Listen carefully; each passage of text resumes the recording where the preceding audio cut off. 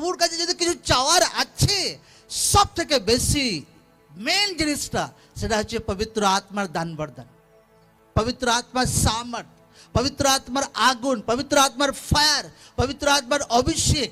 এইটা আপনার জীবনের সব থেকে বেশি ঈশ্বরের কাছে চাওয়ার দরকার আছে।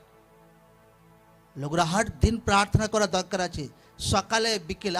আমরা হার দিন প্রার্থনা করি পবিত্র আত্মা অভিষেকে বাড়ার জন্য।